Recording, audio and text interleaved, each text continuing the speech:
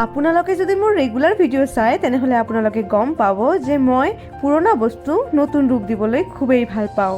আগৰ ভিডিঅ'টো আছিল মোৰ এটা টেবিলৰ মেকঅভাৰৰ ভিডিঅ' যিটোক আপোনালোকে বহুত মৰম দিছে। সৰুৰে পৰা যিবোৰ বস্তু আমি চাই আহিছো সেইবোৰ বস্তুৰ প্ৰতি নিজৰ মৰম এটা বেলেগ থাকে আৰু সৰুৰে পৰা আমি তিনিওটা ভাই ভনীৰ সকলো বস্তুৰ প্ৰতি যত্নশীল স্বভাৱ আছিল। সেইকাৰণে আমাৰ ঘৰৰ বহুত বস্তু নষ্টই নহয়। আমি সৰু থাকোতে খেলা টয়জবোৰ এতিয়ালৈকে আছে, কিন্তু এটা সময়ত কি হয় বস্তুবিলাকৰ কালাৰ ডাল হৈ যায়, কিছুমানৰ কোণবিলাক ভাঙি যায়, কিন্তু যত্নত থাকে যিহেতু একেবাৰে নষ্ট নহয়। আজি আপোনালোকে এইটো ভিডিঅ'ত চাব এই ডাঙৰ ডাঙৰ পট দুটাক মই কেনেকে মেকঅভাৰ কৰো। তো guys welcome back to my YouTube channel and Facebook page Gauripuriya Devyani.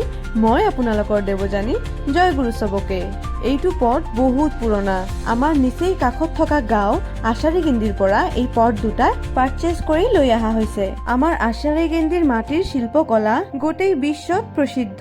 যিহেতু আমাৰ গৌৰীপুৰৰ নিচেই কাষত আশাৰীকান্ধি, সেইবাবে এই শিল্পকলালৈ আমি বহুত গৌৰৱ বোধ কৰো। এই পট দুটাৰ বয়স 15 বছৰতকৈও বেছি। মৃৎশিল্পৰ প্ৰতি শ্ৰদ্ধা আৰু মৰমৰ বাবেই হয়তো এই পট দুটা ইমান বছৰ পিছতো ভাঙি যোৱা নাই বা নষ্ট হোৱা নাই। পট দুটাৰ কালাৰ একদম নেচাৰেল আছিল।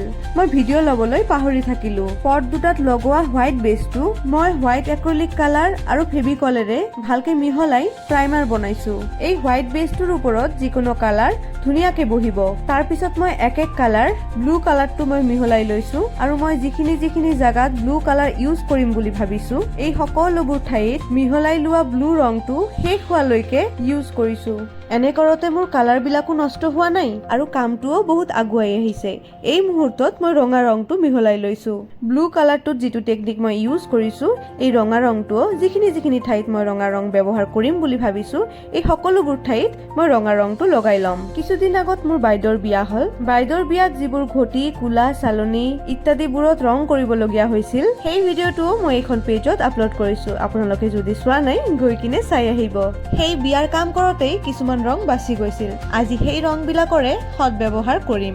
পট বিলাকত যিটো ডিজাইন মই দিম বুলি ভাবিছো সেই ডিজাইনটো কি বুলি কয় মই ক'ব নোৱাৰো, কিন্তু এই ডিজাইনৰ পেটাৰ্ণটো আপোনালোকে সকলোৱে চিনি পায়। সেইকাৰণে আপোনালোকে এই ভিডিঅ'টো শেষলৈকে চাব।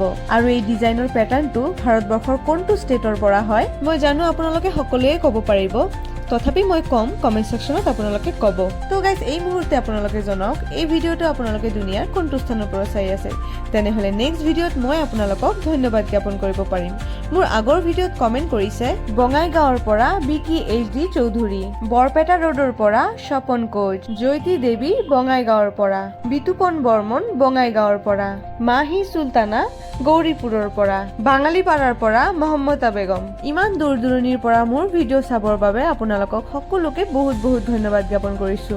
আপোনালোকৰ এটা কমেন্ট মোৰ বাবে বহুত মূল্যৱান। এতিয়া বলক আকৌ ঘূৰি আহো মোৰ পেইন্টিঙৰ কথাবোৰত। ভিডিঅ'ৰ প্ৰথম অৱস্থাতে মই যে কৈছিলো মই এটা ৰং মিহলাই কিনে কাম কৰি আছিলো, ইতিমধ্যে মোৰ নীলা ৰংটো শেষ হৈ গৈছে। মানে যিখিনি মিহলাইছিলো সেইখিনি শেষ হৈ গৈছে। বৰ্তমান ৰঙা ৰংটোও শেষ হবলৈ ধৰিছে। তো যিখিনি অৱশিষ্ট আছিল মই কলচীটোৰ মুখটোত কালাৰ কৰি দিলো।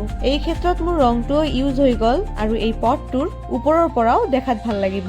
মোৰ ফলোৱাৰ্ছবোৰৰ ভিতৰত কোনে ৰং কৰি ভাল পায়, পেইণ্ট কৰি ভাল পায় মোক জনাবচোন। মই কোনো কিতাপত পঢ়িছিলো যে ৰং কৰা এক ধৰণৰ মেণ্টেল থেৰাপি। এইফালে যদি মই মন দিওঁ মোৰ বেনিফিটটো চাৰিওফালৰ পৰা। এক তো পুৰণা বস্তু নতুনত্ব ৰূপ পাই আছে, ছেকেণ্ড মোৰ মেণ্টেল থেৰাপি হৈ আছে, থাৰ্ড এই ভিডিঅ'ৰ মাধ্যমত আপোনালোকে আমোদ পাই আছে। ভিডিঅ' আপোনালোকে বেছি চালে মোৰ ৰেভিনিউ জেনেৰেট হ'ব আৰু মই টকা ইনকাম কৰিম। সামান্য এটা ক্ৰিয়েটিভিটি কিমান লাভৱান কৰিব পাৰে সকলোৰ বাবে। ফেচবুকত আজে বাজে ভিডিঅ' বহুত আছে, কিন্তু আপোনালোকে ইমান ধুনীয়া এটা কন্টেন্ট চাই আছে, আপোনালোকৰ ৰুচিবোধ ইমান উন্নত, সেইবাবেই মোৰ এই ক্ৰিয়েটিভিটি থকা ভিডিঅ'বোৰ আজিলৈকে চলি আছে। পটটোত মই ইতিমধ্যে বহুত কাম কৰিলো যিবোৰৰ ভিডিঅ' মই লোৱা নাই, আপোনালোকে চাই আছে।